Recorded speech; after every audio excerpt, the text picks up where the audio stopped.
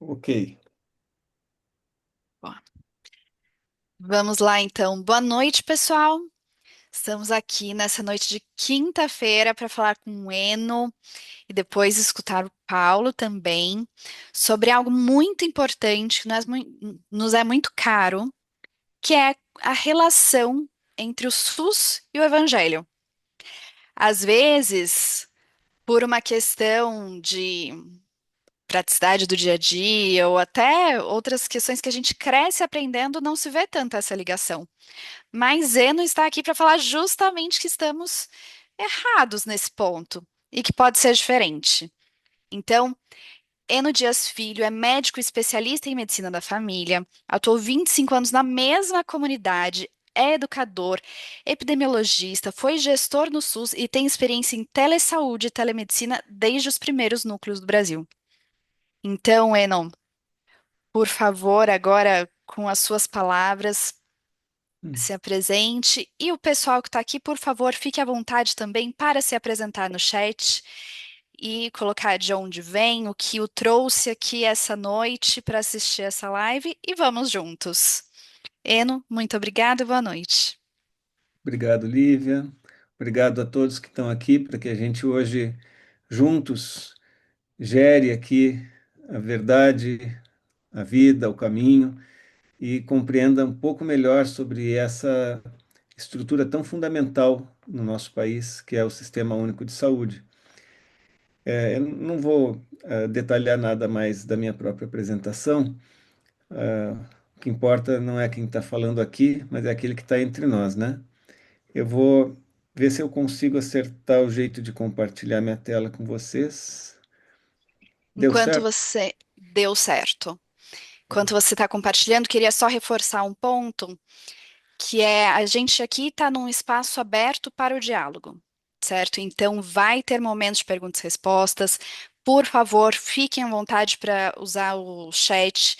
Se houver qualquer questão, a gente vai abordar ao final, ou mesmo durante, em algum momento, a gente pode tentar conversar, mas especialmente no final vai ter um momento só para perguntas e respostas.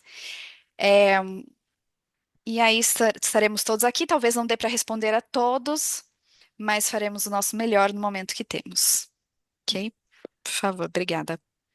Obrigado. Então, esse aí é o nosso título, né, da nossa roda de conversa aqui de hoje, que o SUS tem a ver com a ciência, mas também com o Evangelho. Pareceu para os organizadores da campanha SUS Forte que esse era um momento formador para nós todos, importante a gente conseguir refletir sobre isso. Mas então o SUS tem a ver com o Evangelho? Talvez seja quase inédito a gente escutar alguém dizer isso, né?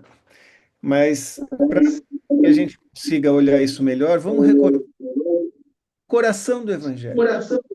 Três histórias que Jesus contou, que eu acho, assim, cada um pode também avaliar de outro modo, mas eu acho que ele reflete. Nada sintetiza o Evangelho inteiro como o mandamento do amor, né? Mas essas três histórias refletem o coração do Evangelho. A primeira, a história do samaritano.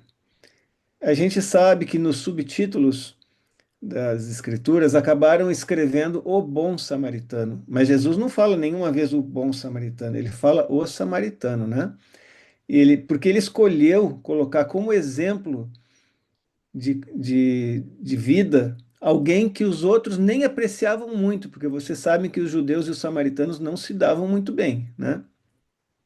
Então Jesus pegou o levita, o sacerdote, mostrou eles não dando a menor bola para aquela pessoa machucada na beira da estrada, e um samaritano, um estrangeiro, quase um herege, na opinião dos judeus, né?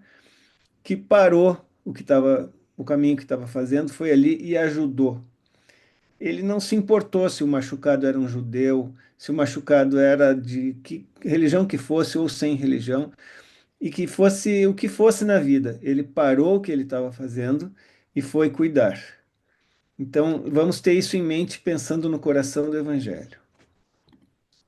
A outra história, a história do Pai misericordioso, que também acabaram colocando como subtítulo, né, nas edições mais conhecidas das Escrituras, O Filho Pródigo. Mas, na verdade, a história é sobre a atitude do pai. É dali que vem o exemplo para nós, né? O coração do evangelho que está nessa história é aquilo que fala do pai. O pai não quer saber qual foi o comportamento do filho. O pai não quer saber se o filho usou drogas, se o filho fez orgias, se o filho gastou muito mal tudo aquilo que o pai tinha trabalhado para ter. Não quer saber do comportamento do filho. Ele quer saber que o filho voltou, que o filho procurou cuidado com ele, né? Esse é o coração. E talvez assim, para enfatizar um pouco mais duramente a necessidade da gente se espelhar no samaritano e no Pai misericordioso, Jesus contou como vai ser o juízo final. Contou uma história sobre isso, né? Vocês lembram que ele fala: Vinde benditos de meu Pai, porque eu tive fome e vocês me deram comida. Né? Eu tive doente e vocês cuidaram de mim, me visitaram. Porque tudo que fizeram ao menor dos meus, a mim fizeram. Ele se identifica com quem sofre, né? Não com quem é bonzinho. Ele se identifica com quem sofre. E a gente encontra ele em quem sofre. E para os outros, né? Não, agora vocês vão para longe. Mas como assim? A gente vivia dizendo o teu nome, te homenageando. Não, mas eu tive fome e vocês não me deram de comer. Eu tive doente e vocês não cuidaram de mim, não me visitaram. Então, a história do juízo final também faz parte do coração do Evangelho, porque ela mostra de um modo mais contundente a importância das escolhas de cuidar, né? Mas e o SUS, o que que tem que ver com isso? Se essas três histórias de alguma forma expressam o coração do Evangelho, o que que o SUS tem que ver com isso? Bom, da história do samaritano. Ao contrário de outros modelos de sistemas de saúde, por exemplo, os convênios que só atendem quem paga, ou que o patrão paga, ou que a pessoa paga aquele plano, ou particular, que aí a pessoa desembolsa o custo inteiro e mais o lucro do prestador de serviço, do seu próprio bolso. Ou como era na época da ditadura militar, que só quem tinha carteira de trabalho podia ser atendido no INAMPS. Ao contrário desses modelos que segregam, o SUS, como o samaritano, não deixa ninguém à margem. O SUS cuida de todos, acolhe todos, não faz nenhuma espécie de privilegiamento, né, para aqueles que vão receber os seus recursos. Então, o SUS tem muito a ver com o samaritano. O Pai Misericordioso. Ao contrário dos fariseus e moralistas da nossa própria época também, o SUS não rejeita nem discrimina ninguém por causa do comportamento. Ele prioriza quem precisa mais. Então, o Pai Misericordioso se reflete em muito no modo de ser e no ordenamento, nas leis que dizem respeito ao Sistema Único de Saúde. Não quer saber se a pessoa tem um comportamento sexual de um jeito ou de outro, ou se ela usa drogas, enfim, né? Se ela mora na rua, não importa. Ele acolhe todos aqueles que vêm. E em relação ao juízo final, é importante a gente também ter um outro aspecto para identificar no SUS. Ao contrário do modelo, por exemplo, do sistema de saúde dos Estados Unidos, que só oferece o cuidado por aquilo que é pago, o SUS enxerga a pessoa como um todo, as suas diversas necessidades, de toda pessoa que sofre. E a gente sabe, como Jesus disse na história do juízo final, que foi com as pessoas que sofrem que ele se identifica.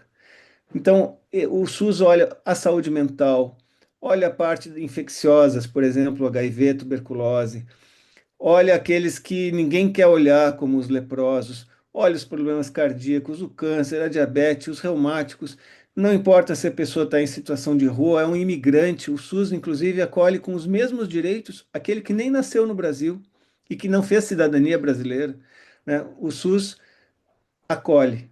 Então, o SUS e o Evangelho, parece que o SUS se inspirou no Evangelho, nessas três histórias fundamentais que estão no coração do Evangelho, isso determinou os princípios do Sistema Único de Saúde. Nem sempre o SUS consegue fazer isso direitinho, nem sempre. A gente já falou sobre isso nas lives anteriores aqui da campanha SUS Forte. Procuramos examinar por quê. Vamos ver um resuminho de por que que o SUS não consegue sempre realizar o Evangelho. E vamos olhar um pouco para nós mesmos e ver que nós também não conseguimos sempre realizar o Evangelho. Acho que a humanidade está sempre em caminho, né? Mas vamos ver por quê, quais são as maiores dificuldades para o SUS conseguir realizar essa missão que é muito inspirada no Evangelho. Bom, para ser de fato universal, equitativo e cuidar integralmente das pessoas, ele só pode ser público, né?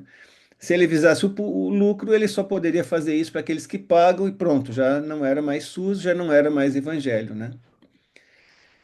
Mas acontece que no nosso país os bilionários mordem fundo o orçamento público e sobra pouco para todos. Há uma sonegação brutal, ela é de bilhões. Há isenções de impostos para os grandes proprietários de terra, para os donos de iate ou de jatinho, eles não pagam imposto. O pessoal paga IPVA por um Celta, mas o cara do jatinho e do iate não paga imposto nenhum. Tem uma prioridade nas leis que obrigam que primeiro se paga os grandes juros do país, depois se vai ver o que, que sobra para as políticas públicas.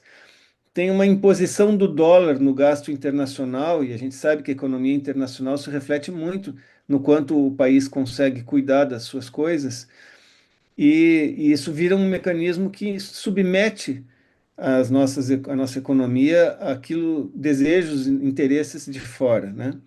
Tem uma enorme desproporcionalidade nos impostos, a gente vai ver isso um pouquinho melhor depois, mas não tem como comprar uma caixa de fósforo sem pagar imposto. Agora, as leis protegem, desde 1500 no Brasil, as leis protegem aqueles que são os mais graúdos na economia. Eles nem pagam impostos muitas vezes. E ainda por cima agora, de uns anos para cá, sei lá, vamos dizer 2016, 18, não sei bem quando é que isso começou, tem as emendas secretas dos deputados. Então, os deputados podem destinar o orçamento, até da saúde, para coisas que a gente acaba não sabendo onde é que foi parar, por que que escolheram aquilo para receber aquele recurso, aquele lugar, e isso torna as coisas muito sem controle, né? Para o SUS ser ainda melhor, então, é preciso inverter essa pirâmide dos impostos, porque nós não temos impostos demais, nós temos injustiça demais. Então, eu vou repetir: ninguém diga que no Brasil se taxa demais, mas que é injusto o jeito que se taxa e é drenado pelos bilionários. Querem ver? Aqui alguns países que muitas pessoas admiram, né? França, Itália, Alemanha, Inglaterra, né, que chama Reino Unido. Olha ali a porcentagem do PIB deles que vem da carga tributária. Na França, 44,6%. Na Itália, 42,6%. Na Alemanha, 40,6%. Na Inglaterra, 39%. O Brasil, menos que eles todos. O Brasil, 33%. Então, as pessoas admiram a França, admiram a Alemanha, né? Mas não ficam falando que na Alemanha ou na França cobra imposto demais, porque não é. A questão é a justiça do imposto. E aqui é que a gente vê na nossa pirâmide de impostos que não é justo e não ajuda o SUS. Na linha de baixo, na barra de baixo, que compõe 43% dessa nossa carga tributária, é sobre consumo, é a caixa de fósforo, o leitinho das crianças, a fruta, né, a carne, enfim, tudo, a roupa, aquilo que é do consumo, o próprio combustível, né? Isso é que acaba proporcionalmente drenando mais impostos no Brasil. Depois, em segundo lugar, vem tudo aqui, e segundo e terceiro lugar, vem tudo aquilo que pega o trabalhador de pouca renda ou mesmo trabalhador de renda mais alta. Aqui é que é também o segundo e o terceiro lugar na fonte de impostos e na carga tributária. Folha de pagamento nas empresas, contribuição para a Previdência Social e o imposto de renda sobre salários. Depois, em penúltimo, vem a renda do capital, gente. Em penúltimo, né? Os ganhos de capital, dividendo, juro, essas coisas todas que o pobre não tem, né? Ali nem morde quase, ali é só 7%. E a propriedade, a grande propriedade principalmente, é a menor fonte de impostos do Brasil. Então, é tudo injusto, né? O pobre que tem que comprar o leitinho e tal, ali é que pega mais imposto. E o grandão é onde pega menos. Então, a gente, assim, o SUS não consegue. Aí tem uma discussão que não anda nunca no Brasil sobre, por exemplo, taxar as grandes fortunas. Grandes fortunas quer dizer bilhões, gente. Não é quem tem lá umas, umas dezenas, poucas centenas de milhares de reais numa aplicação. Não é isso. Grande fortuna é bilhões. Eles não pagam, né? Então aí a gente tem muita dificuldade para o SUS funcionar, porque não vem o recurso. Então, é aqui um compromisso para nós. Em 2026, a gente tem que olhar o que que os deputados e senadores que a gente vai votar dizem sobre essa parte dos impostos no Brasil, se eles são a favor de fazer quem ganha muito e é muito rico também ajudar nos impostos. Bom, esses a gente pode votar. E também para acabar com as emendas secretas, que hoje ninguém consegue governar, nenhum tipo de governo consegue funcionar se não pode destinar conforme prioridades certas as coisas, se vai pelo interesse dos deputados. Então, isso é um compromisso para a gente ter o Evangelho vivendo na saúde e o SUS concretizando a sua inspiração no Evangelho. Mas e a ciência? O que que significa que o SUS deve ser orientado pela ciência? Vamos só ter uma conversinha para a gente lembrar que ciência é um modo organizado de pesquisar e explicar como é que as coisas funcionam. A ciência não é para ser um. Claro, ela tem a sua linguagem, tem as suas metodologias, ela é muito especializada, ninguém consegue dominar toda a ciência, mas o jeito de fazer ciência é simplesmente um modo organizado de pesquisar e explicar como é que as coisas funcionam. A ciência não fala sobre o porquê, nem sobre para que existem as coisas.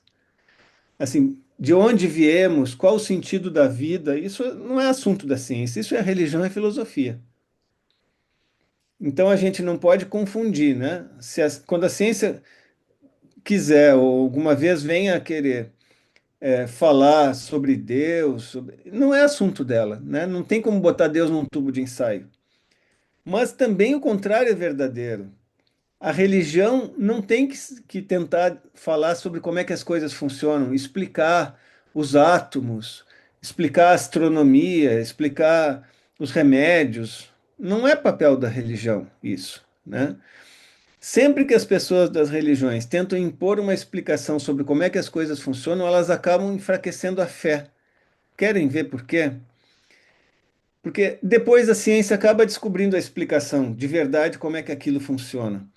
E aí fica evidente que as pessoas das religiões estavam falando de algo que elas não sabiam. E aí acaba que tem gente que perde a fé e vem uma moda na mídia contra a fé porque o pessoal aprontou, né? Tentou impor uma visão religiosa sobre um assunto que não era da religião, era da ciência, era de como as coisas funcionam. Vamos ver um exemplo para vocês verem bem do que eu estou falando. Aqui é o nosso sistema solar, tá?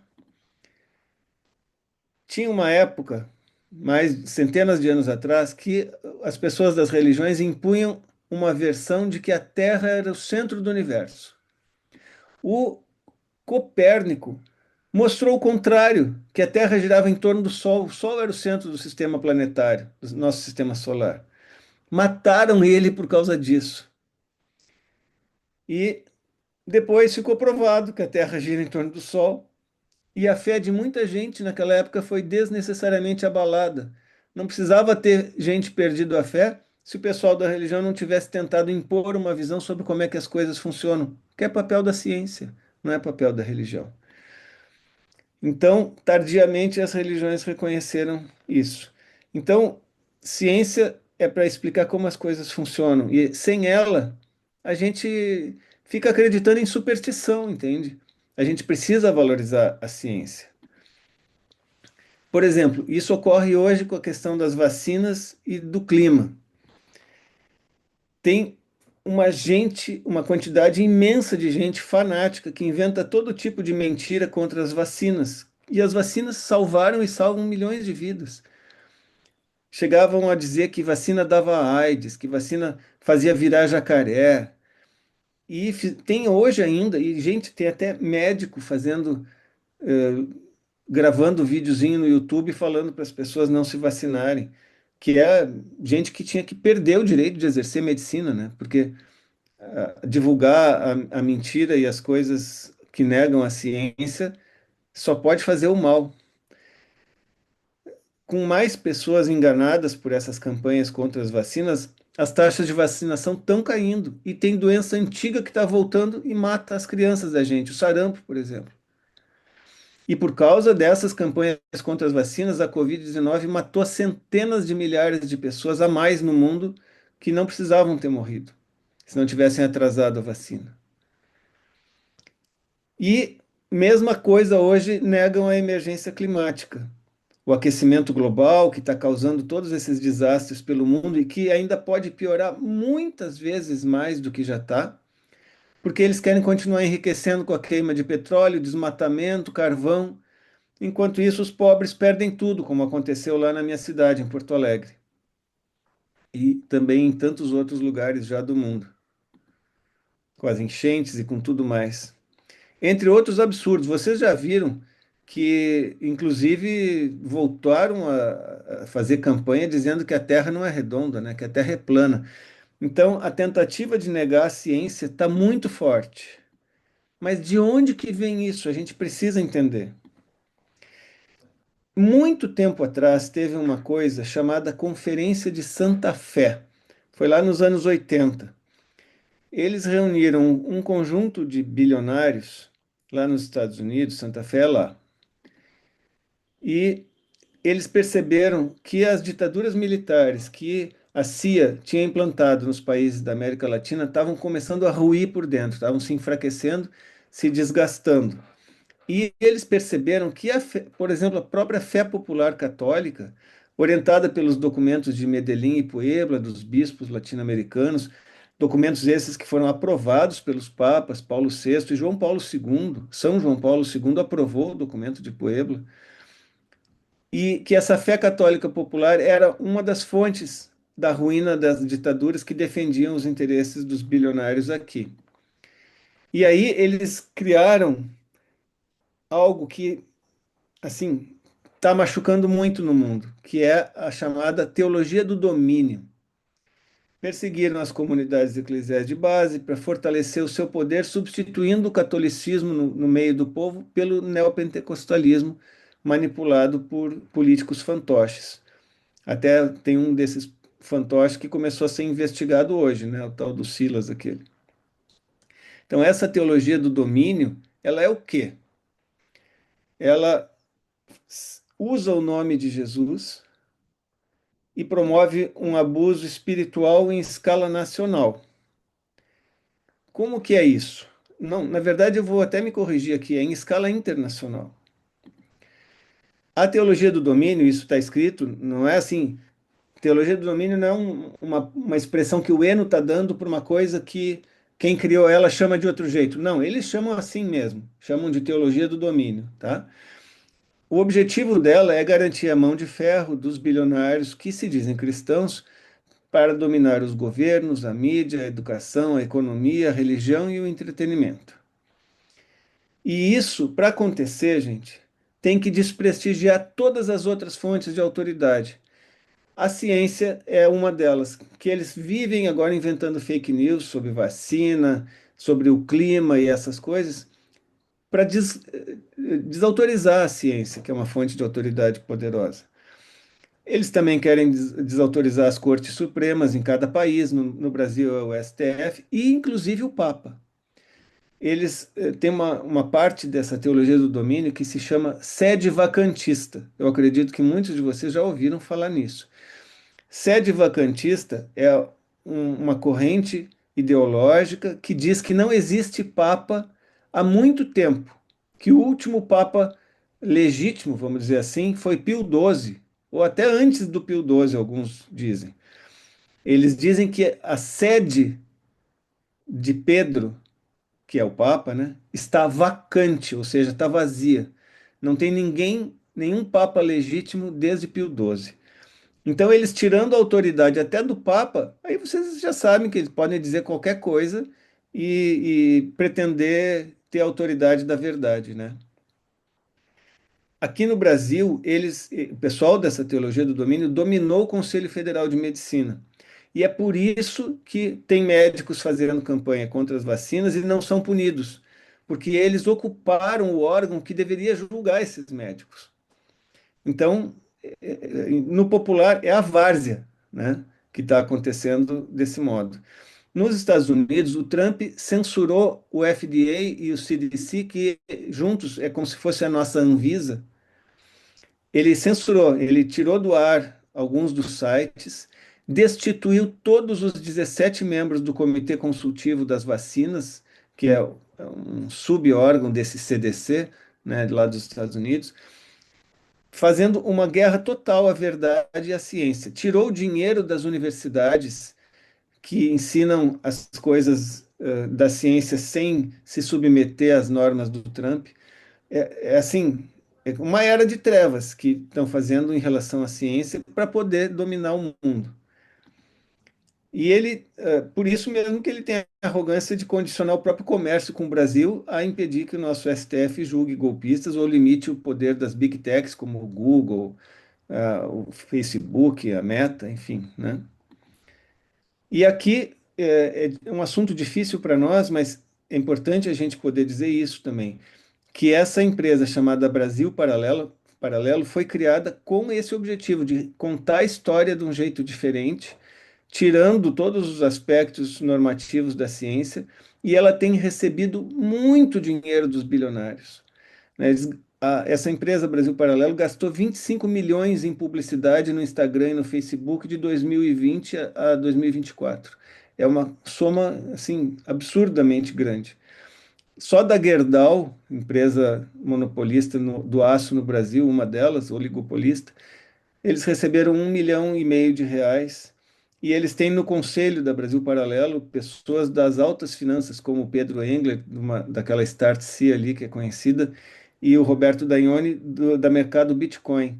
Então, assim, quem manda ali na Brasil Paralelo são os prepostos dos bilionários. E tem contado tudo, repercutido campanhas contra as vacinas, denunciado a Puebla, Medellín, os documentos aprovados pelos papas, enfim. Então, diante de todo esse ataque à ciência, como é que o SUS ainda pode pretender se pautar pela ciência, ou seja, escolher aplicar os recursos públicos naquilo que a ciência mostra que funciona para proteger a nossa saúde e a nossa vida? Bom, o SUS é bem organizado para isso, tá, gente? Primeiro, ele fica todo o tempo varrendo a pesquisa mundial de um modo crítico. A pesquisa mundial, que eu quero me referir aqui, é tudo aquilo que é produzido de pesquisas científicas na área médica, tá? Aquilo tudo é triado, vamos dizer assim, pelo SUS. E, ao mesmo tempo, o SUS recebe dos profissionais de saúde e dos usuários do Sistema Único de Saúde, de nós, através dos conselhos, por exemplo, o Portela participa, e tem uma história de participação em conselho de usuários de equipamentos do SUS, ele fica recebendo os dilemas, o que que não está dando certo, o que que não está funcionando, o que que as pessoas estão sofrendo mais. Então, com esses resultados das pesquisas e as demandas que o SUS recebe, tanto dos profissionais de saúde como dos usuários, eles fazem uma avaliação técnica. Essa avaliação técnica é feita pela Anvisa, justamente, especialmente através de um órgão científico de alta qualificação que se chama Conitec. Então, ali eles avaliam da pesquisa científica do mundo o que que mais bem pode servir para cuidar da nossa saúde, os remédios que devem ser aprovados, aqueles que não estão bem provados ainda, que fazem mais bem do que mal, eles não aprovam. E é assim mesmo que tem que ser, né? Não pode aprovar o gasto público para qualquer coisa que alguém queira vender. Tem que testar muito bem se faz mais bem do que mal, pelo menos, né? E aí tem um momento que eles fazem consultas públicas, qualquer um de nós pode, inclusive, participar. Eles submetem para consulta pública os resultados desses estudos da Conitec e da Anvisa, daquilo que o SUS deve fazer ou não, aproveitando as pesquisas científicas. E depois, à luz de tudo isso e das consultas públicas, o Conselho Nacional de Saúde e o Ministro da Saúde tomam decisões. E aí passa a valer aquilo para o SUS, né? E depois é monitorado. Tudo aquilo é vigiado para ver se está mesmo dando certo. Tem um monte de órgãos da União, dos estados e dos municípios, as próprias secretarias da saúde, que têm essa obrigação, tá? E por fim, gente, um último tema é que assim, a gente viu como o SUS se inspira no coração do Evangelho e como ele tem uma tarefa gigante de não se deixar abater por aqueles que querem desacreditar a ciência e como ele cuida para que a ciência sirva para as decisões que são tomadas. Agora a gente pode ver que as duas coisas também podem caminhar juntas. A ciência e a espiritualidade podem caminhar juntas. Então, aqui é uma afirmação nossa, que a ciência tem demonstrado que a espiritualidade faz bem à saúde. Pois o Paulo vai falar muito mais bem sobre isso na sequência. Mas agora eu quero dizer o que um documento do SUS traz para nós. Se eu digo documento do SUS, eu quero dizer que é um documento do governo, tá, gente? Diz assim: se desejamos um atendimento integral ao ser humano, torna-se imperativo a visão biopsicossocial e espiritual do paciente. Então, que o SUS precisa reconhecer que também a dimensão espiritual das pessoas precisa de respeito e cuidado. E ele diz no mesmo texto: sendo a espiritualidade uma dimensão do homem, devemos dedicar atenção a ela se desejamos melhorar nossas práticas em saúde. Que tal? Isso aí não alegra o coração, gente? O SUS reconhecendo que precisa ter essa atenção conosco, com o ser humano como ele é de verdade. Aqui está a fonte desse texto. Se alguém quiser, faz um print aí da sua tela e depois vai olhar com calma isso aí no navegador da internet, tá? Tem mais coisa bonita nesse material. Então, em resumo, a ciência e a espiritualidade são diferentes, mas uma pode apoiar a outra no caminho da verdade. Os princípios do SUS refletem o Evangelho, mas para o SUS dar conta, precisamos de justiça tributária. Para os bilionários contribuírem, nós precisamos votar por isso. Isso tem que guiar o nosso voto. E para o SUS ser efetivo, ele precisa da ciência. E nós precisamos superar as propostas que enfraquecem a ciência, como, por exemplo, a teologia do domínio. Então, muito obrigado por ouvirem esse tempo de exposição, né? Por um SUS forte, gente. Ali vocês têm como me encontrar no Instagram ou mandar e-mail para mim, tá? Muito obrigado.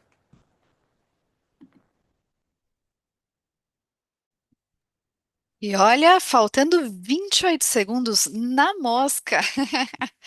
Muito obrigada, Enon. Acho que bastante material para a gente refletir, né? É, me marcou muito a questão que você trouxe do porquê e do como. Tem o Simon Sinek, que eu gosto bastante, que ele diz que o porquê, o que e o como devem estar sempre alinhados, senão não faz sentido, né? E o porquê da religião, o que e o como estão aqui. O porquê da saúde, da ciência, do SUS estão ali, são coisas diferentes, são âmbitos diferentes, né? Que podem caminhar lado a lado, podem caminhar juntos com certeza, mas são coisas diferentes. Então não dá para misturar o que de um com o porquê de outro, senão vira uma salada de frutas. A E Silvia está perguntando se poderia enviar a apresentação. Não sei, Silvia. É, ela não. já está ela já tá com Portela. Depois podem discutir na campanha SUS Forte o que que vão fazer com ela, tá? Perfeito. A gente já sabe que a live vai ficar gravada e publicada no canal do SUSForte, né? Então, se alguém quiser assistir de novo, ver a apresentação de novo, fique à vontade. Se quiser saber mais detalhes sobre a apresentação no próprio canal do Instagram, pode entrar em contato que a nossa equipe responde. E por favor, mandem perguntas no chat que a gente vai respondendo assim que possível. Tô vendo gente que desde o Ceará até o sul, gente de São Sebastião, né, Kikinha? Jacareí, aqui temos duas pessoas. Olha, a live começou timidinha, mas aos poucos foi ficando populosa. Muito obrigada por todos vocês por estarem nessa quinta noite com a gente aqui. E agora eu vou passar a palavra ao Paulo, que vai contar uma experiência a partir de tudo isso que o Eno trouxe. Paulo Fontão é médico de família e comunidade e sanitarista. Ele é mestre em teologia, diretor adjunto de responsabilidade social na APM, médico de estratégia de saúde da família na UBS Vila Nova York, na Zona Leste de São Paulo, membro do Health Dialogue and Culture, que é a inundação de saúde, diálogo e cultura. Por favor, Paulo, fique à vontade. Lívia, são 20 minutos o teu cronômetro precioso aí? São 15. São 15. 15. Eu te aviso quando estiverem faltando 5, pode ser? Pode ser. Ah, então, obrigado Combinado. pelo convite e também poder partilhar esse momento com vocês e com o Eno, que é um grande amigo também, né? Eu fui pensando o que contar para vocês. Eu tinha a hipótese de contar pequenas experiências, tipo encontro da palavra de vida, ou contar a motivação que me levou durante esses anos todos de experiência, de como médico e como trabalhador do SUS também, o que é que isso vai construindo e vai permitindo que a gente faça. Eu só para aí eu fui lá para trás, tá? Eu não sei se alguns de vocês aqui, a maioria de vocês aqui são muito jovens, não tem mais de 20 anos de idade. Mas aquelas pessoas que estão aqui nessa live, que têm mais de 20 anos, vão se lembrar de um movimento que era lançou em 1977, 78, chamado Morrer pela Própria Gente, que era uma proposta que ela fazia para os GEM na época, né? E a gente fazia isso num cortiço lá na minha cidade. Eu sou de São José do Rio Pardo, uma cidade do interior de São Paulo. E isso antes de eu entrar na faculdade de medicina. Daí entrei na faculdade de medicina com esse desejo da comunhão de bens, com essa visão dessa importância dessas ações sociais concretas que Deus pedia para a gente. E acho que faz parte da vida de cada um de nós o momento da escolha de Deus. Eu acho que daí, a partir dessa escolha de Deus, o resto se torna secundário, mas a gente vai iluminando os caminhos que a gente vai pensando que são aqueles que a gente deve percorrer a partir dessa escolha de Deus. E foi assim, tem sido assim também na minha vida de alguma forma, com todos os empecilhos que eu coloco, todas as pedras que a gente coloca sozinho pelo caminho, né? E outras que aparecem. E aí eu entrei na faculdade de medicina em 1982. Ao mesmo tempo que eu entrei na faculdade de medicina, eu entendi naquele momento que a minha vocação era a consagração. Naquele momento eu imaginei que eu deveria viver no focolare. Depois Deus mostrou que o caminho meu era outro, mas naquele momento era essa a escolha que eu fazia, né? E eu levava isso na faculdade, não tinha outro jeito, né? Porque eu tinha muitas situações de vida no movimento que acabavam refletindo. Eu morava numa república com mais 10 colegas, isso a gente acabava compartilhando com eles. E isso colocava esse questionamento: como é que é, Paulo? Que história é essa, né? E eu não me omitia de ir contando as experiências que eu estava fazendo, né? Até que chegou o momento que me propuseram de trancar a faculdade de medicina no final do quarto ano para ir fazer a escola de Lopiano na Itália.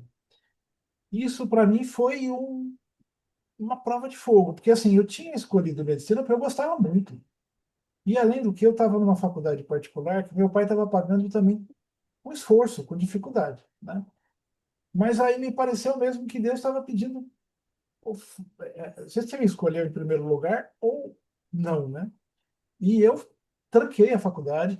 Eu tive que explicar para um por um dos meus colegas a loucura que eu estava fazendo, que para eles era uma loucura. Então, dizer para os meus colegas: olha, eu adoro medicina, porém tem uma coisa que eu coloco na frente. É Deus. E aí eu acabei dando esse testemunho público para 100 alunos da minha turma, né?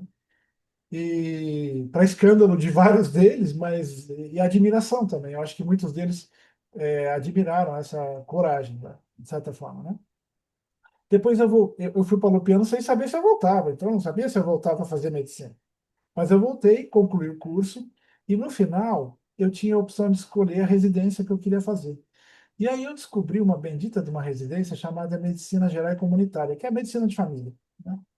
E me pareceu que tinha tudo a ver com as escolhas que eu estava fazendo até aquele momento, inclusive com a questão, no caso do focolar, fiz voto de pobreza, né? Enquanto eu estava no focolar. Mas assim, a opção pela comunhão de bens e tudo. Não tem jeito de não te jogar para o social, não tem jeito de não te pedir para trabalhar junto às comunidades, junto às pessoas mais vulneráveis. E eu entrei na residência em 1990, quando foi sancionada a lei do SUS. A lei do SUS foi sancionada em setembro, 17 de setembro de 1990, se eu não estou enganado. Mas foi em setembro. Vai fazer 35 anos esse ano. E a tal da lei 8080, né? E eu fui trabalhando como médico, fui fazer residência, fui trabalhando nas comunidades mais vulneráveis, e depois eu acabei vindo para São Paulo e trabalhando na periferia. Desde então eu trabalhei muito tempo na Zona Norte, na Brasilândia, na Cachoeirinha, em Sapopemba, em áreas muito vulneráveis aqui em São Paulo. E na Zona Leste, a maior parte do tempo, tá? Cidade de Tiradentes, Itaim Paulista, Guaianazes, e atualmente eu estou na região da Aricanduva. Em todos esses locais onde eu fui trabalhar, primeiro me dava uma grande alegria de poder trabalhar com essa população, porque isso ressoava em mim que eu estava no lugar certo, com as pessoas certas.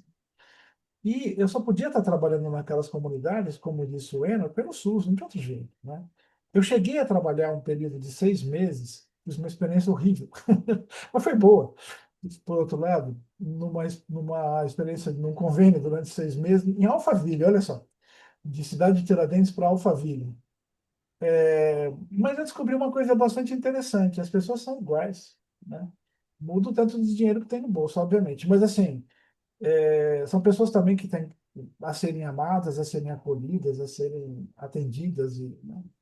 E muitas delas numa solidão danada, num sofrimento danado por falta de sentido para a vida, né?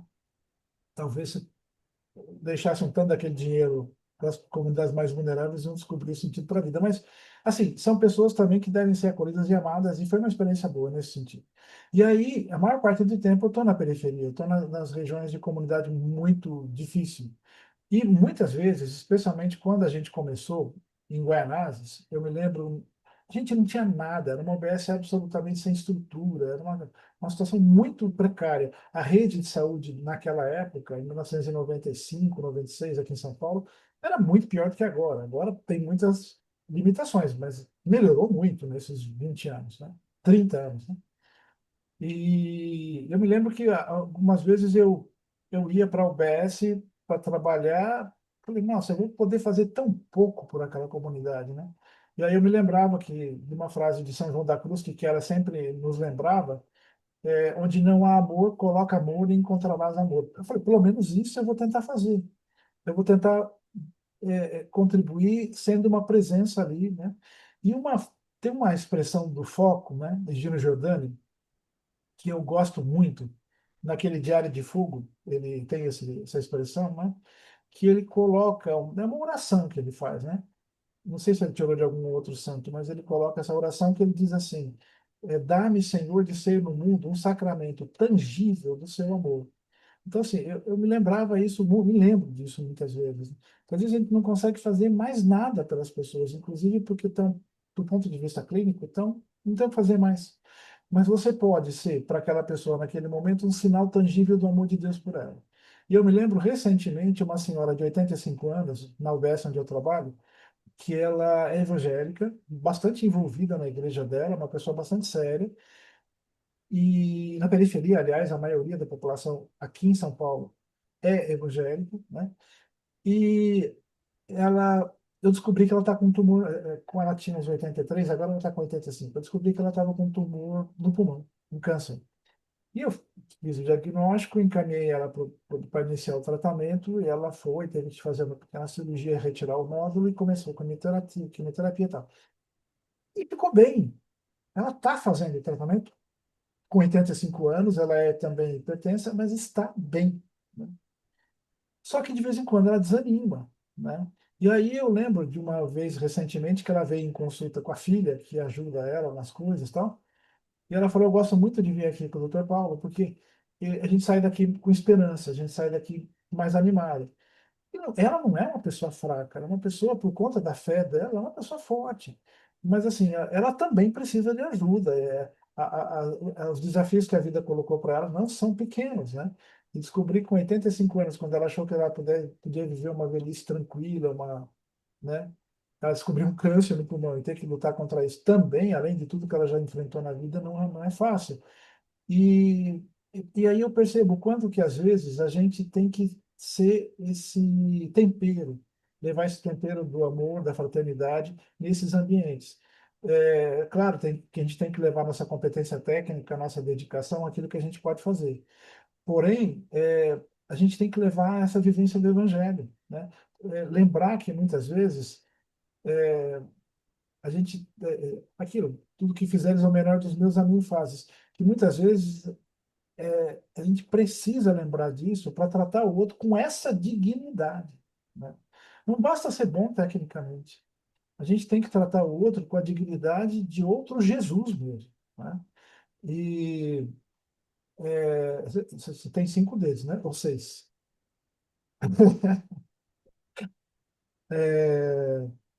Então a gente é convidado o tempo todo, é desafiado o tempo todo, com grandes desafios, nem sempre fáceis, a estar numa atitude de amor, numa atitude de acolhimento. Eu tenho a minha equipe de saúde, nós somos em 10, né? Eu, médico, tenho enfermeira, 2 auxiliares de enfermagem e mais 6 agentes comunitários de saúde, pessoas maravilhosas. Uma delas, eu descobri que está com câncer no intestino, na região peritoneal, na verdade, bem espalhado, há uns 1 ano e meio atrás. E é uma outra pessoa maravilhosa, também é evangélica. Então a gente partilha, muitas vezes, da nossa fé, né? Eu consigo ajudá-la nesse sentido. Ela continua trabalhando, ela já fez 10 sessões de quimioterapia, teve que fazer uma cirurgia para uma limpeza na região peritoneal, mas ela está firme ali, né? E ela tá dando aquele testemunho. E isso me ajuda também, porque ela, nessas condições, está dando testemunho e eu vou ficar reclamando do quê, né? E aí eu procuro ajudar outras pessoas e levar essa esperança para outras pessoas. E eu fui fazer mestrado a partir dos escritos do Papa Francisco. O Papa Francisco nos deixou um monte de legados, né? Um deles é esse, que ele nos pede para ir para as periferias existenciais e geográficas, né? E eles pedem para a gente se deixar tocar pela realidade, né? Eu trabalhava na gestão, eu trabalhei 17 anos na gestão. E aí, a um certo ponto, por conta desse mestrado, por conta disso que o Papa Francisco falava, eu quis voltar para assistência. Eu falei, eu preciso me deixar tocar pela realidade de novo. E eu fui trabalhar com pessoas em situação de rua. Eu fui atender nos consultórios de rua aqui em São Paulo durante um período grande. Foi uma experiência maravilhosa. E a gente aprende muito, né? Você acha que você vai ali para dar muita coisa para eles, mas você aprende muito, tem muita troca, né? E faz essa experiência que o Eno falou do samaritano, porque não tem que julgar ninguém, não tem que se coloque no lugar do outro com a experiência de vida que o outro teve, para ver se você não faria pior, você não estaria às vezes numa situação pior do que ele está, né? E se colocar numa atitude de amor e não de julgamento. Hoje mesmo eu atendi um rapaz, todo tatuado e tal, e ele veio porque estava com uma coisa, uma queixa intestinal, né?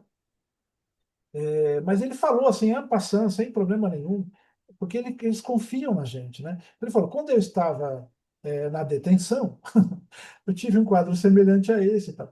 Ele sabe que a gente não vai julgar ele, que a gente não importa se ele ficou preso, se ele fez isso, fez aquilo. Não, estou interessado, também não perguntei por quê. É, eles sentem que tem esse acolhimento, que podem falar, que podem confiar. E isso é bem bacana. A gente luta muito pela vida, né, Emma? E vê muitas vezes a situação da vida muito em risco, né? pela questão do aborto, pelas dificuldades que essas pessoas têm, e acabam algumas vezes indo por esse caminho. Mas eu me lembro que uma vez uma menina me procurou, ela teve uma gestação super complicada, na segunda gestação, ela engravidou logo em seguida, e veio me perguntar o que é que eu podia fazer por ela. Ela queria interromper a gravidez, né? Eu falei, olha, o que eu posso fazer por você é o pré-natal, né? E, assim, ela ficou chocada porque ela esperava outra resposta, né? E ela não disse nada, mas voltou depois de 2 semanas para iniciar o pré-natal. E eu me lembro que o primeiro filho, que foi, ela teve que interromper a gestação com 32 semanas, porque ela teve uma doença hipertensiva da gravidez, tal, quase morreu. O primeiro filho é um pouco lerdinho. E esse segundo, que ela quase interrompeu a gravidez, ajuda muito, dá uma grande ajuda, inclusive, no cuidado do irmão mais velho, né? Então, e ela agradeceu muito por eu ter respondido dessa maneira para ela. E eu estava em Monte, em 1993, ela me mandou uma foto dos quatro tomando banho. Ela, o marido e as duas crianças, os dois meninos, né? Ela me mandou uma foto expressando a gratidão dela, né?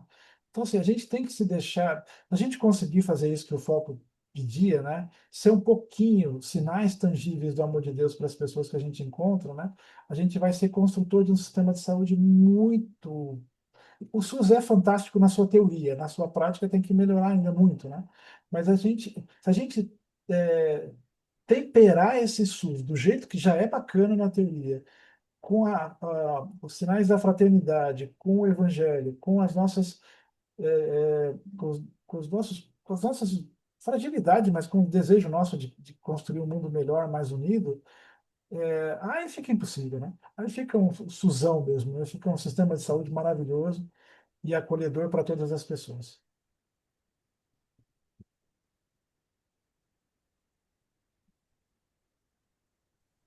Gente, eu tô amando a pontualidade desses nossos médicos. É, Paulo, muito obrigada. Você fez, né, um passeio aí por sua trajetória e nos trouxe experiências tão concretas também, né? Acho que às vezes se fala muito do SUS e dos tratamentos de saúde de forma tão distante, né? Até às vezes por medo, mas você trouxe o concreto, assim como eu também trouxe o concreto. Então, por isso, muito obrigada. Deixo aqui aberto para perguntas. Iano, o Paulo falou agora há pouco, ele trouxe do seu diálogo, da sua exposição, aí o ponto a história do samaritano e uma experiência disso. Queria saber se você também teria alguma experiência de alguma daquelas histórias que você trouxe, assim, mais concreta, para compartilhar com a gente, enquanto o pessoal manda algumas perguntas. Lívia, aí é difícil não aflorar a emoção, né? Se eu vou olhar para as histórias que eu vivi já. Nossa, contar uma rapidinho então. O SUS me propiciou trabalhar 25 anos com a mesma comunidade. Assim, do tipo, lá pelas tantas eu fiz o pré-natal de uma mulher, aí a menina nasceu, eu fiz a puericultura, ela cresceu, ela virou adolescente, ela virou adulta, ela engravidou e eu fiz o pré-natal dela. Então, para vocês terem uma ideia do que o SUS proporciona para a gente, isso que o Paulo falou aí, ter contato com a realidade. Tinha uma família que eu acompanhava muito, que lá pelas tantas, o homem, o pai, enfim, o esposo da casa, teve um câncer, ele viveu ainda bastante tempo, mas até que chegou o momento em que era uma condição terminal. E apesar de ter cuidado tanto daquela família há tanto tempo, eu não sabia que lá atrás tinha tido uma história de traição no casal e que eles nunca tinham superado aquilo. Assim, tipo, ele estava sendo cuidado por obrigação, digamos. né? Aí eu fui fazer uma visita nos cuidados paliativos, que o meu postinho de saúde, como o pessoal gosta de chamar, né? Também nos propiciava visitar as pessoas em casa, acompanhar seus momentos terminais, embora a gente sabe hoje que cuidados paliativos não é o mesmo que terminalidade, começa muito antes, mas não importa. Estava lá eu fazendo uma visita e tinha recém sabido dessa história doída do casal, e chamei todos ali naquele momento, nós nos demos as mãos, fizemos uma oração juntos. Isso não é o papel do médico quando isso não é solicitado pela família. O médico nunca pode invadir com a sua espiritualidade a vida dos outros. Mas ali foi, né? Ali eles me colocaram o drama que eles ainda estavam vivendo nos momentos finais da vida daquele homem. Então eu me senti autorizado para fazer a coisa mais simples e mais universal e mais bem aceita de todas, que é a oração do Pai Nosso, né? De mãos dadas ali e tal, rezamos o Pai Nosso. Não consigo nem falar direito, mas naquele dia eles se reconciliaram, gente. Sabe, abraço carinhoso de marido e mulher depois de não sei quantas décadas de trevas. E naquele dia o cara se despediu né, desse mundo e foi para os braços do pai e tal. Então, isso é um exemplo de como a espiritualidade, a fé e o SUS combinam de um modo que não tem nem como falar, né? E assim é um exemplo também de como nós temos que lutar para o SUS ter o que precisa para todas as pessoas receberem esse tipo de cuidado. E aí, Ana, eu vou pegar esse gancho. Muito obrigada pela sua história. Você se emocionou aí, eu me emocionei aqui também. Mas a Margaret pergunta, Eno, habitualmente se julga que não se deve falar dos problemas gerados ao financiamento do SUS pelos impostos não pagos. O que nos diz disso? Ou seja, sonegação, né? Tarde demais, agora já falei. Brincar, a Margarete é genial. Ela deixa a bola picando para a gente chutar. É, gente, assim, a sonegação no Brasil é mais grave, assim, umas 20 vezes mais grave que aquilo que as pessoas costumam chamar de corrupção. A propina precisaria engordar 20 vezes para chegar no grau do que é hoje no Brasil a sonegação de impostos. E é isso que faz falta para o SUS conseguir cumprir a sua tarefa. É existirem os recursos, porque hoje a gente já sabe como é que tem que organizar o sistema. Do ministro ao secretário municipal de saúde, ao enfermeiro, ao médico, ao agente comunitário, todo mundo já sabe como é que tem que fazer as coisas para elas funcionarem. Mas não tem recurso. Obrigada, Eno. E aí, aproveitando esse tema, Paulo, você disse que passou um bom tempo na gestão também, né? Como você via essa situação no seu dia a dia? Eu trabalhava numa instituição que tem parceria com o município de São Paulo e a gente fazia a supervisão dos serviços de saúde numa região na Zona Leste. Eu trabalhava no Santa Marcelina, que é uma instituição enorme de saúde que tem na Zona Leste de São Paulo, que cuida de uma área com 3 milhões de habitantes, mais ou menos. A gente fazia essa intermediação, né, entre o sistema real e a gestão municipal, né, e lutava por isso. Você tinha que bancar o advogado mesmo, né, daquelas pessoas, daquelas comunidades, lutar por melhores unidades de saúde, com mais equipamentos, com melhores condições de trabalho para os trabalhadores da saúde, que reflete na assistência. Não adianta você querer que os profissionais de saúde façam uma excelente assistência, você não dá a mínima condição de trabalho, né?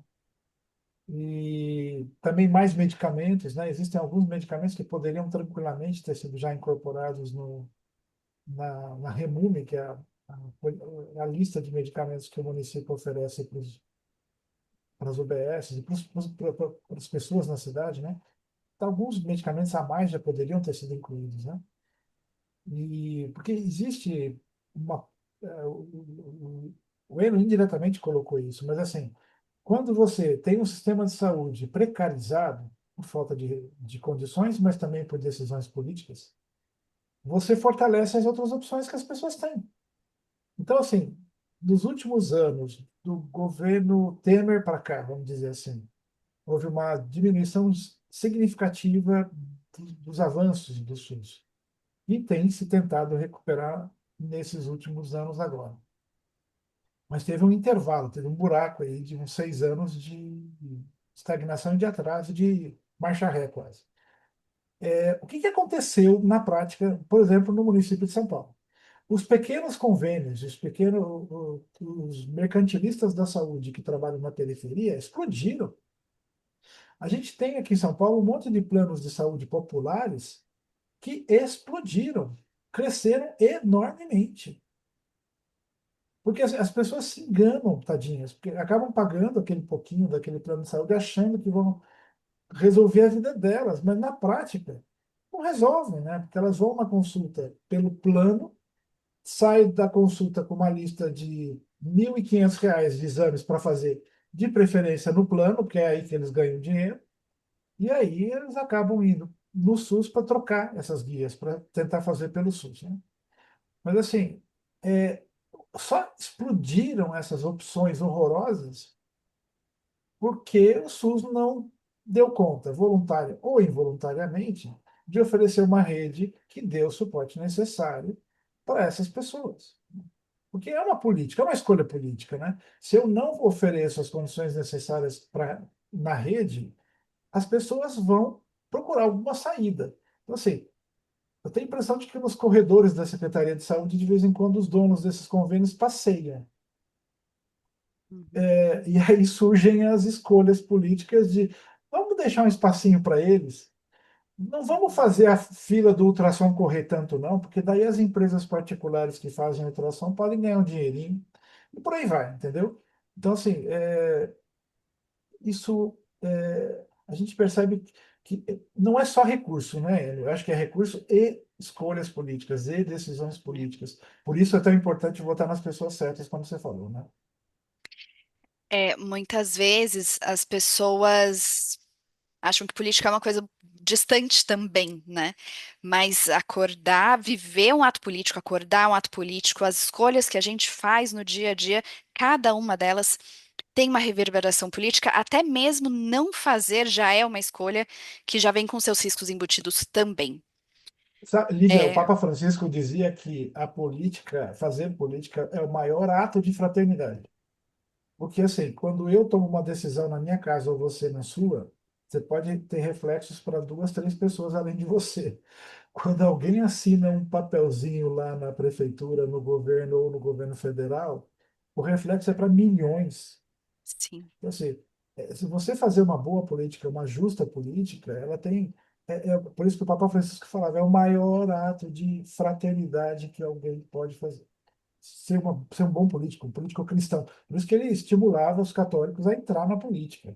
Não tem nada de medo de, de sujar a mão, lava a mão depois, sujar o pé, bota o pé na lama, vamos parar com essas histórias, entendeu? Porque com essas Uhum. histórias de não querer sujar a mão, tem um monte de gente que adora sujar a mão e tá lá. Verdade. Lívia, posso, Claro. deixa eu interromper só um minutinho, falar uma coisa assim. Você está falando da política, acho que é importante, porque muitas vezes as pessoas torcem o nariz quando se fala de política. E eu sempre brinco e falo para essas pessoas. Platão disse o seguinte há milênios atrás. Ele disse o seguinte: não tem problema nenhum você não gostar de política. Só que você será governado por quem gosta. Essa é a realidade. Então, quer dizer, você não gostar de política, tudo bem para você. Mas só que depois você não pode reclamar por que as coisas não funcionam como deveriam funcionar nas políticas públicas. E antes, eu só queria lembrar uma coisa que dessa experiência bonita do Paulo e do Eno, e tem uma coisa que eles, como médicos, e aqueles médicos que eu conheço que trabalham, boa parte trabalham no SUS, que é o vínculo que eles constroem com as pessoas. Nas histórias dos dois, a gente viu um pouquinho isso aí, quer dizer, o Eno tratou da mãe, da filha, dos filhos, e assim foi. esse é o vínculo que a gente está lutando para que o SUS continue fazendo esse trabalho assim. E eu sou testemunho de uma coisa que emocionou todos nós uma vez. A gente estava numa reunião dessa, falando sobre o SUS assim. O Eno pediu licença para atender um telefone e, e foi e atendeu o telefone. Depois nós continuamos Dona conversando. Ele voltou. Leopoldina. Dona Leopoldina. Conta a história aí, Leno. Conta essa história que Ah, eu fiquei emocionado. Você vai ficar emocionado também, porque a pessoa, a dona Leopoldina, ligou para ele, que foi uma das pessoas que ele atendeu nesses 25 anos, tinha ligado, isso foi recente, gente, foi esse ano ainda. Essa pessoa ligou, era o dia do médico da medicina de saúde e família, de comunidade, família e comunidade, dando parabéns para ele uns 30 anos depois. Esse é aquilo que a gente briga para construir aquilo que a gente chama de vínculo no SUS. Desculpa, eu vendo essas coisas assim, ouvindo os dois assim, eu fico com o coração assim, falando assim, esse é o SUS que a gente gostaria e que a gente precisa lutar sempre para que ele aconteça cada vez mais desse jeito. Nossa, muito obrigada por tê-la. Exatamente isso. São histórias assim que a gente espera que sejam criadas todos os dias e que o nosso sistema tenha dê condições para que sejam criadas, né?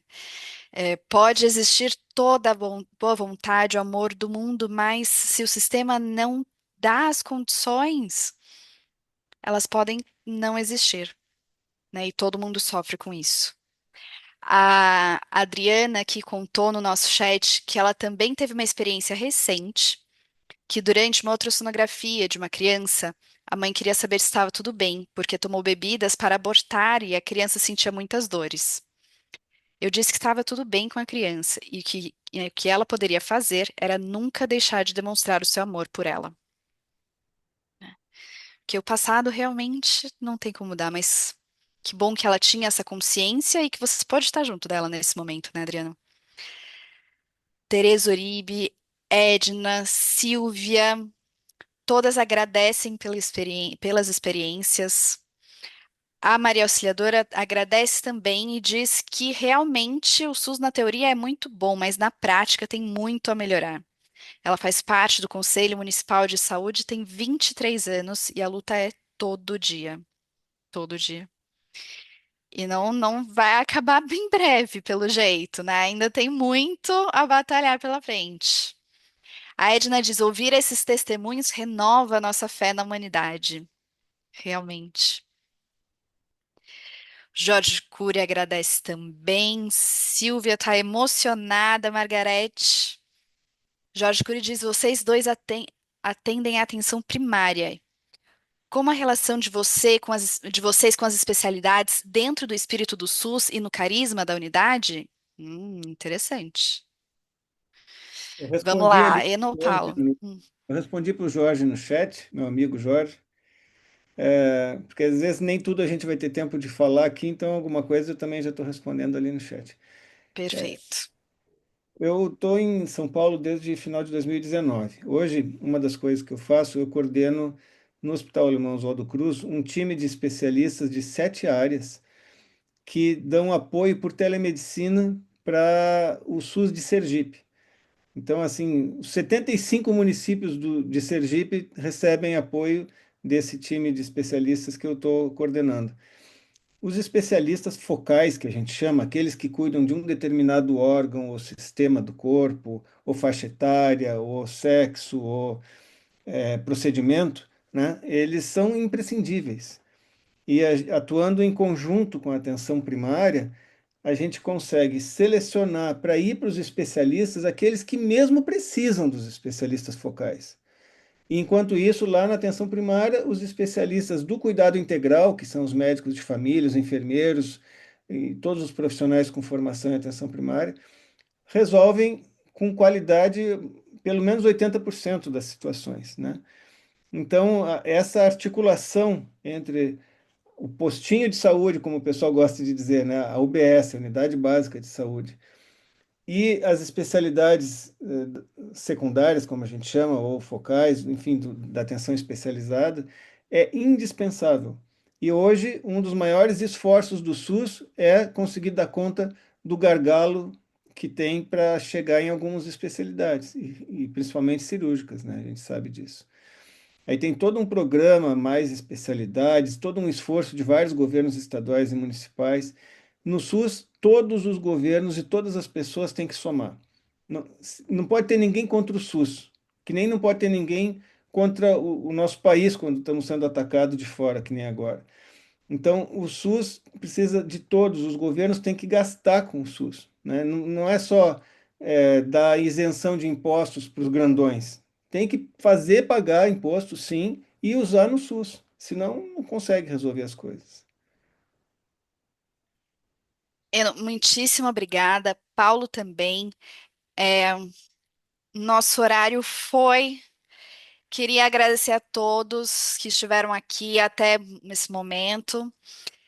Eno, Paulo, se quiserem uma breve mensagem para a gente encerrar.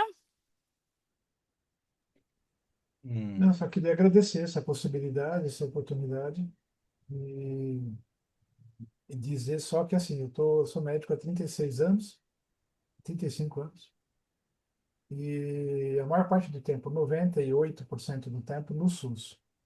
E eu acho que vale a pena. Continuo achando que vale a pena, continuo. Se tivesse que fazer de novo, eu preferia estar nesse ambiente, nesse cenário. Eu não, eu convivo com colegas que, até por algumas especialidades mais glamourosas, tem talvez um outro padrão de vida, inclusive, né? E também trabalhar pelo SUS, como a gente trabalha, é fazer uma opção pela pobreza, de certa forma, entre os médicos, né? E, mas vale a pena, eu não faria diferente, não. Eu acho que tem muita gente que pensa igual a nós aqui. Não, não é tão raro encontrar profissionais motivados e desejosos de fazer uma saúde pública de qualidade. Eu, pelo menos, eu tive a sorte, continuo tendo a sorte de encontrar muita gente boa pelo caminho. A gente pode ser fermento para alimentar essas pessoas, para dar apoio para essas pessoas e participar, né, nos conselhos das UBS, do Conselho de Saúde do município, para que tudo isso possa melhorar sempre mais. Mas muito obrigado pela oportunidade.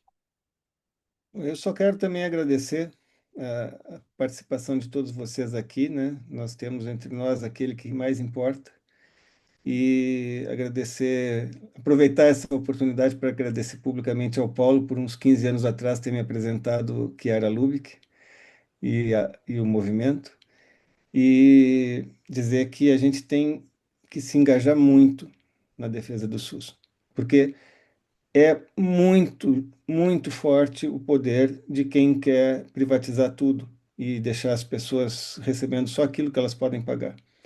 E a gente precisa defender o Sistema Único de Saúde. Agradecer a campanha SUS Forte, e aí, no nome do Portela, todo o time que organiza a campanha, com a participação de Humanidade Nova, enfim, de todos os que nos apoiam, MPPU, e desejar que a gente siga junto, tá? É isso só. E o Movimento Gen aqui também. E É, muito obrigada, pessoal. Acho que realmente é muito importante a gente se unir no movimento Socolares para falar sobre as meditações de Chiara, com certeza, mas também sobre os assuntos que permeiam o nosso dia, né? Eles se complementam ou deveriam se complementar. Às vezes, o vocabulário pode ser não tão simples para quem não conhece já o movimento Socolares, com certeza, mas que isso não seja um impeditivo da gente dar esse passo e abraçar o próximo. E do outro lado também que a gente se treine cada vez mais para ampliar a nossa linguagem, né? Para que seja cada vez mais universal, porque afinal o amor é. Muito obrigada a todos, boa noite. Espero vê-los em breve numa próxima oportunidade. Tchau.